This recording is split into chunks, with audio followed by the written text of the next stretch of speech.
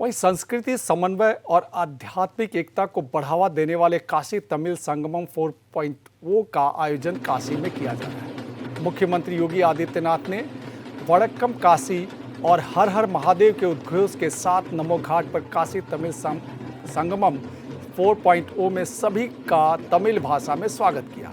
यह आयोजन उत्तर और दक्षिण भारत की सांस्कृतिक, शैक्षिक, आर्थिक और आध्यात्मिक साझेदारी को सशक्त करते हुए भारत के उज्जवल भविष्य के नए द्वार खोल रहा है। इस वर्ष की थीम आओ तमिल सीखे प्रेरक है, जो ज्ञान, संस्कृति और भाषा के माध्यम से एक भारत श्रेष्ठ भारत को और सुदृढ़ करेगा। चेन्नई से अतिथियों का आना जारी है। मेयर गणेश केसरवानी ने कार्यक्रम के लिए प्रधानमंत्री का आभार व्यक्त किया। उन्होंने कहा कि काशी तमिल संगमम पहल उनके विजन का नतीजा है, जिसके जरिए प्रयागराज में ऐतिहासिक समय से गहराई से जुड़े पुराने सांस्कृतिक संबंधों को फिर से जिंदा किया जा रहा है। उन्होंने काशी तमिल संगमम यात्रा में शामिल सभी लोगों का दिल से स्वागत किया।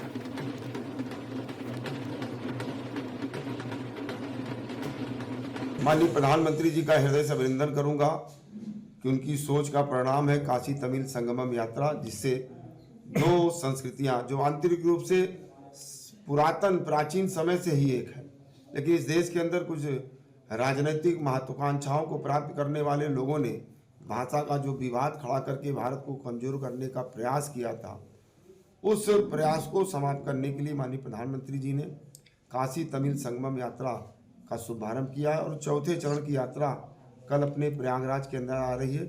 मैं सभी काशी तमिल संगमम यात्रा के यात्रियों का स्वागत करता हूं, अभिनंदन करता हूं और निश्चित रूप से काशी हो, प्रयाग हो, तमिल का इससे बहुत गहरा नाता है।